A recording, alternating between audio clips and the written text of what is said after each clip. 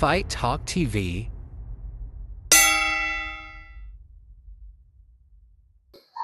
Welcome back to Fight Talk TV. I'm Nabil Chowdhury, and today we've got a man who's rewriting the rule book from football pitches to fight night. He climbed the cruiserweight ranks with knockout power and the alpha mindset. 9 wins, 3 losses, and 0 fear of anyone in the division. This is Deevorn, the alpha wave winner. Let's get into it. So, Deevorn, can you tell us about how you first got into boxing? What drew you to the sport?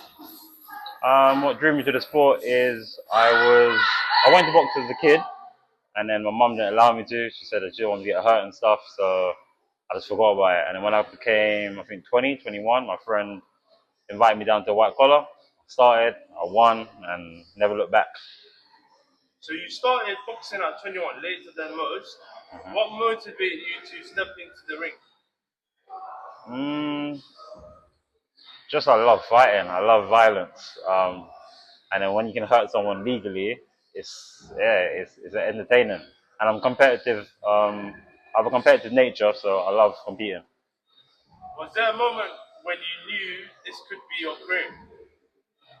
I think after my second white collar, after the buzz I started getting, and people saying the skills I had for how long or how short I was training for, it just made me think, okay, cool, I can take this a bit further. Training at Bronx Boxing Club, how has the environment influenced your development as a fighter? Massively, really. It's good community. There's a lot of people who I've known here for like 10 years plus, and it's inspiring to inspire other people to carry on boxing. It makes me keep my spark. Your nickname is the Alpha. How did you get that nickname? What does that represent you both inside and outside the ring? It's more just leading my path and being me, honest to me, and being like a leader. So a lot of people ask me for advice, or they follow footsteps, or look at my blueprint and try to follow certain things I've done. So yeah, just being a leader and being confident, strength mentally, strength physically. How do you mentally prepare for a big fight? Do you have any rituals or routines? No rituals. The same old, same old. Just train hard and then fight. You had a tough loss earlier this year against Scott Forrest. What did you take away from that fight? I took away sometimes kind of feeling not listening to the team only, because before the fight, a lot of the team was like, I have to get stoppage, I have to get stoppage. In my mind, if I just boxed him and then let the stoppage come, I think I would have got it. So I feel like sometimes you have to adapt to what you feel and what you think in the fight, not only listen to everyone's opinion. You bounced back strong win against Deevorn. How important was that victory for your mindset? It was just another win. I'm not really too much on like ups or downs. I'm very neutral. You didn't lift up your mood, or I'm very solid. So wins don't really do much. Losses don't really do anything. Like it's just all part of the journey. So I just take it on the leap and I just go with the flow. Walk us through a typical training day for your fight camp. What do you do when preparing for a fight? The usual really. Wake up quite early, get to the gym for the first session. First session normally is boxing. Be in the gym for about 2-3 hours. Might finish with a little bit of core work. I might eat something, then I might do some conditioning, then rest, and then maybe another session in the evening. That could be track work or weights or something different. You've shown real knockout power with 7 out of 9 wins are won by way of KO. What do you attribute that is? What attributes do you have? Is it natural power or training style? Bit of both. I guess naturally you have power. You have power.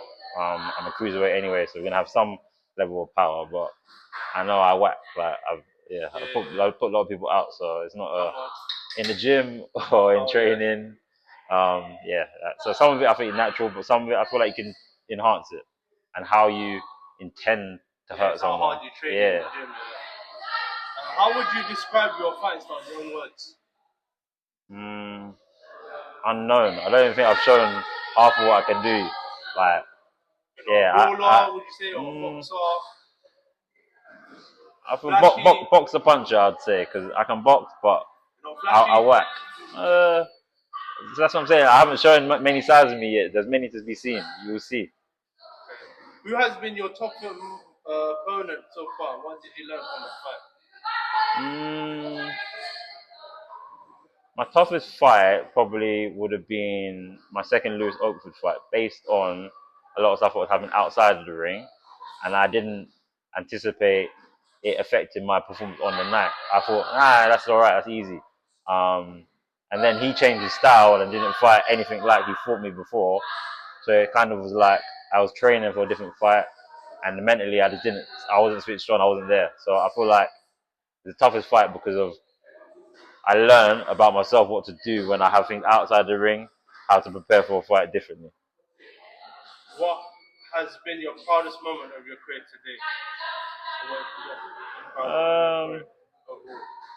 Any moments? Not really. I don't really have the proudest moment, I guess. Yeah, just probably just turning professional. The turning professional probably was the biggest step, and then changing the way I went about training. Because as an amateur, you kind of train, but it's like you're amateur, so you don't put your life on the line. Whereas when I turned pro, I train so differently, I live so differently. Are there any boxers that you look up to or studied as a young fighter? Quite a bit. I love Marvin Hagler. Muhammad Ali, I used to watch a lot. Mike Tyson, of course. Lennox Lewis. Sugar Ray. There's a lot of the old school boxers, but that's the people who I was drew to. You don't have like modern era or like no one you consider the Um, modern era. I like Crawford, obviously, but that's not growing up. I like Crawford. I like Usyk. But Um, like when you're younger, like Roy Jones, oh, maybe, Brazil, like, maybe, yeah. okay. How many amateur fights did you have, or what have you won in the amateurs? I won King of the Rings, and there's a lot of finalists in like Haringey, and I won like South versus North. I think I had about 13 fights as amateur, something like that. Not a lot. What are your short-term and long-term goals in boxing? Any titles you're targeting? I just need a strap, man. I think I'm due a strap. People know I'm coming for them straps. What do you want to target first? Like Southern area or English? I don't mind. Like, there's been talks of different. There's been talks of English. There's been talks of Commonwealth. There's been talks of Southern area, and they're all at different parts. But to me, I don't care. I just want to get one, and then it's easier to move on to another. So yeah, anything what comes up my way. If you were a boxer, what would you be thinking of you'd be doing now? So what would you, proper boxer, what would you do if you wasn't a boxer? Probably businessman again. I've owned a business before, so I probably would find something what either has a pain point and I'll jump into that, or I'll find something passion based and I'll do that. What's one mistake you see young boxers making often? Mm, Any advice you can give to a young generation? Trying to advance too quick. Sometimes just draw the basics, because at the top and at the bottom, the basics are always going to be there, and that's the most important thing. So fundamentals. What's next for you? When fans can see you expect back to the ring, so what's your next fight then? Uh, it's TBA at the moment. We don't know what's happening. There's lots Just of in talks. talks, Yeah, lots of talks. So no point putting anything out there. What's your dream opponent, past or present? So any era. Who would you love to Evander fight? Holyfield. Amanda Holyfield, yeah? Yeah, that fight would be juicy. 15 rounds as well. Who's your toughest puncher you faced? Mm, Hardest hitter? It could be inspiring either. hardest hardest hitter is probably AJ, right hand. Yeah, AJ right hand, I'd say. Overall, I think Daniel was probably like stronger with every shot, but it's all the same power. But AJ's right, straight right, is powerful. Even if it's on the glove, you can feel it. Toughest favorite boxing film or documentary? Mm. What's that one? I think it's called Southpaw. I think maybe it's called Southpaw, the one with the yeah. The girl. one and the Eminem song, yeah. Yeah. I like that comment. Yeah. Who's your pound for pound right now? Number one. Woo. Hard question, yeah. Maybe Crawford. Okay. Crawford, I'll give it. Okay. What is your post-fight game? Like, what's your favorite post-fight? I'm easy. Sometimes I eat after fight. Sometimes for me, my metabolism isn't kicked back in because I've made weight, then I fought, and yeah, I like drinking a lot. So I just drink like energy drinks or like juices, fresh juices and stuff. That's what I like to get back in after fight. Favorite boxer of all time?